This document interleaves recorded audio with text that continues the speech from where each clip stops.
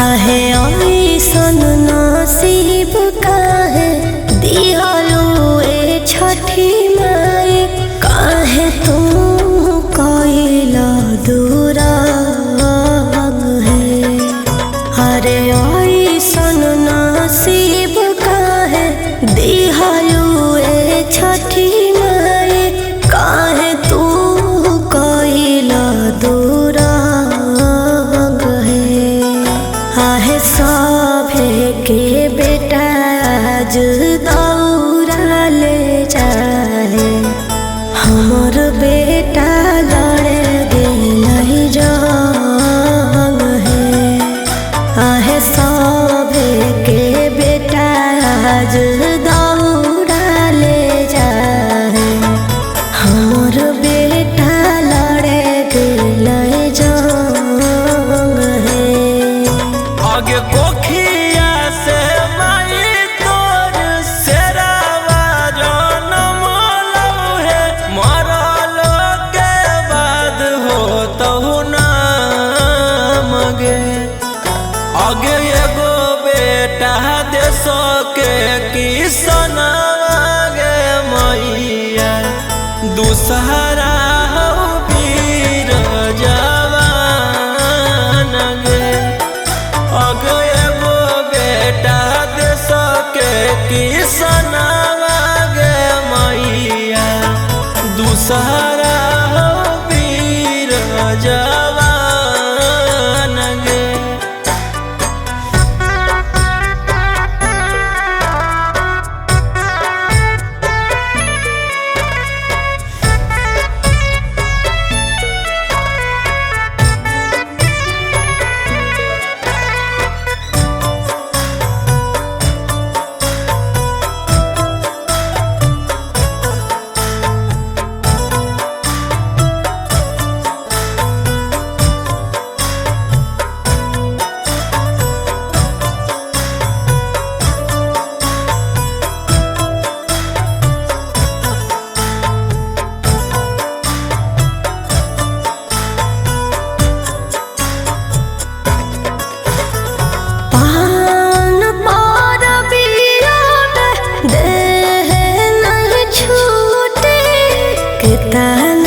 कठोर सरकार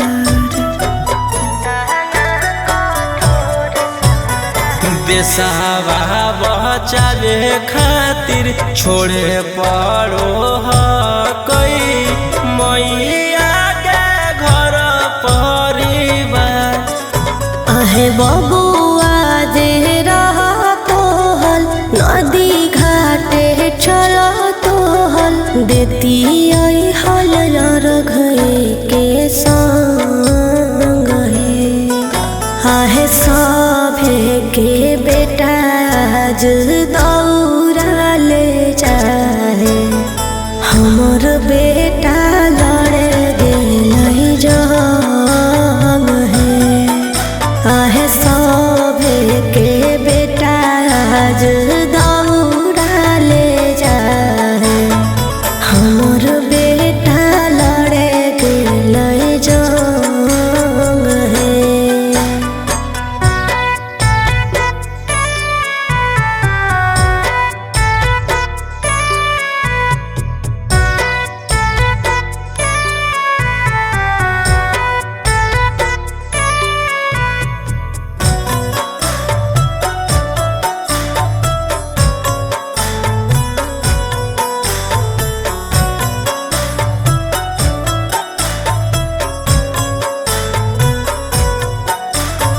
तोरे जइसन माई के तना के गोदिया उजरलै, तबे होलै देशवा आजाद।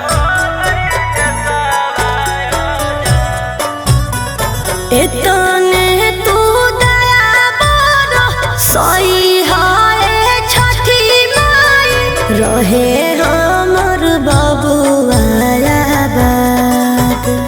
राजा रौशन रोहिया कहो गे मैया, काहे लगी हकी परेशान गे। बेटा दे सके किसनवा गे मैया दूसरा